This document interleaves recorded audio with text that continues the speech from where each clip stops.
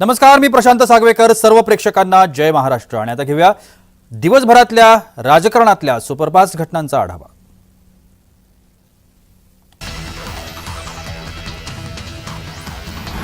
मराठा आरक्षणासाठी लढा दिलेल्या विनोद पाटील यांनी लोकसभा निवडणुकीच्या रिंगणातून माघार घेतली आहे. त्यांनी कार्यकर्त्यांच्या बैठकीत ही घोषणा केली. लोकसभा निवडणूक न लढवता तटस्थ राहण्याची भूमिका विनोद पाटील यांनी घेतली आहे. कोणाला पाठिंबा न देता, कोणत्या पक्षासोबत न जाता आणि अपक्ष निवडणूक न लढवता तटस्थ राहिलं पाहिजे, अशी माझी भूमिका असल्याचं त्यांनी म्हटलं.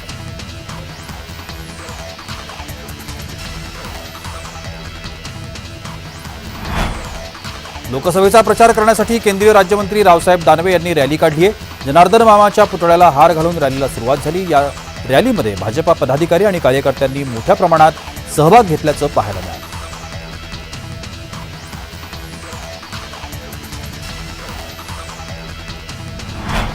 केशव उपाध्याय यांनी काँग्रेसवर टीका केली आहे. पराभव समोर दिसल्यानं काँग्रेसनं हक्काचं शस्त्र बाहेर काढलंय.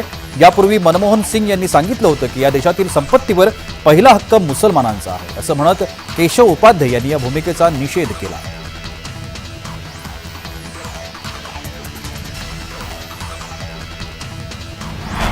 काँग्रेस नेते सॅम पित्रोदा यांनी आपल्या वक्तव्यामुळे अनेकदा त्यांच्याच पक्षाला अडचणीत आणलंय. त्यांचा पुन्हा प्रत्यय मंगळवारी आला. अमेरिकेत आई किंवा वडिलांचा मृत्यू झाला तर मुलांना 100% संपत्ती वारसा हक्कात मिळत नाही, कारण संपत्तीचा 55% भाग सरकार कर म्हणून घेतं. मला हा कायदा योग्य वाटतो आणि भारतात तसं काहीच नाहीये.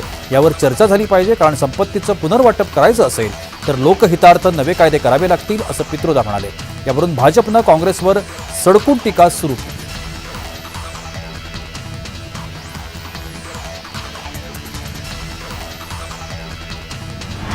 मुख्यमंत्री एकनाथ शिंदे यांच्यावर टीका करताना उद्धव बाळासाहेब ठाकरे गटाचे नेते आदित्य ठाकरे यांनी वापरलेल्या शब्दाच्या निषेधार्थ शिंदेंची युवा सेना कमालीची आक्रमक झाली आहे. मंगळवारी आनंदाश्रम या ठिकाणी आंदोलन केल्यानंतर ठाण्यातील कळवा परिसरात युवा सेनेनं पुन्हा एकदा आदित्य ठाकरे यांच्या विरोधात आंदोलन केलं.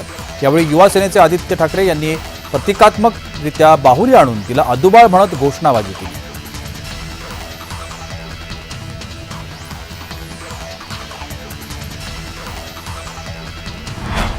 महाविकास आघाडीला पराभवाची जाणीव झाल्यामुळे ते नैराश्यात आहेत. भर पावसामध्ये भिजून प्रचार केल्यानं प्रचंड यश मिळत नसतं, त्याकरता जनतेत फिरून सेवा करावी लागते, असा टोला शिवसेना प्रवक्ते अरुण सावंत यांनी उद्धव ठाकरेंना लगावला.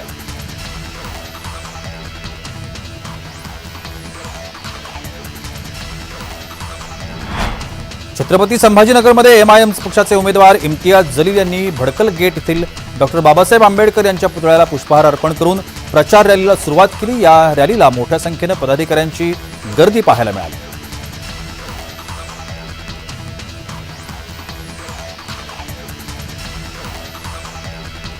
महाविकास आघाडीकडून महिलांचा अपमान होत असून महाविकास आघाडीतले प्रवक्ते नेते महिलांविषयी घाणेरडे शब्द काढतात, असा आरोप मनीषा कायंदे यांनी केलाय. नवनीत राणा असो किंवा कंगना राणावत, महिलांचा अपमान करणं हे जनतेला पटत नाही, असं मनीषा यांनी म्हटलंय.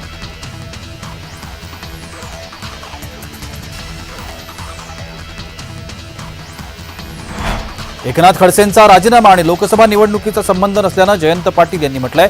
खडसेंबद्दल तुम्हाला सगळंच माहिती आहे, तुमचा आणि माझा वेळ कशाला वाया घालवताय, असंही जयंत पाटील यांनी टोला लगावला.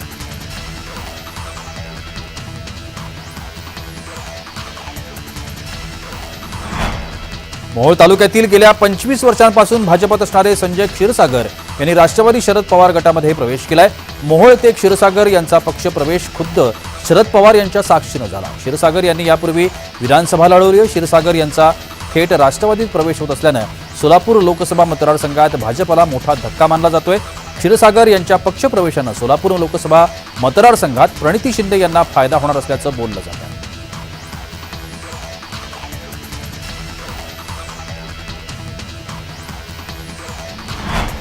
महाविकास आघाडीचे उमेदवार करण पवार आणि श्रीराम पाटील यांचा उमेदवारी अर्ज दाखल केलाय. जळगाव महाविकास आघाडीचं जोरदार शक्ती प्रदर्शन करत करण पवार आणि श्रीराम पाटील यांचा उमेदवारी अर्ज भरण्यासाठी मोठं शक्ती प्रदर्शन करण्यात आलं.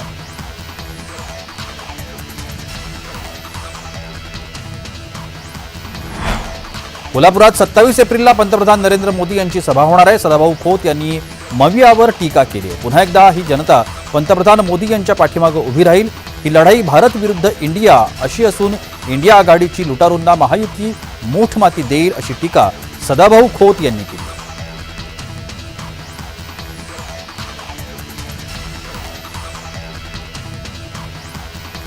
आदित्य आणि उद्धव यांना राज्यातील जनता सोडणार नाही, तर शरद पवारांवर बोलणं आता निकालानंतरच योग्य असेल अशी टीका बावनकुळे यांनी केली. दरम्यान रावसाहेब दानवेंचा 4,51,000च्या मताधिक्याने विजय होईल असा दावा भाजपचे प्रदेशाध्यक्ष चंद्रशेखर बावनकुळे यांनी केला.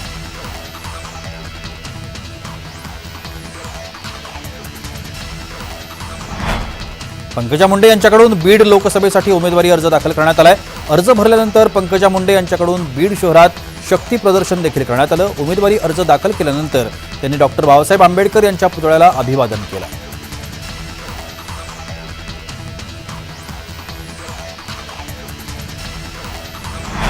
कोल्हापुरात बंडखोरी करत अपक्ष निवडणूक लढवणारे काँग्रेस नेते बाजीराव खाडे यांना काँग्रेस पक्षातून 6 वर्षांसाठी निलंबित करण्यात आलंय.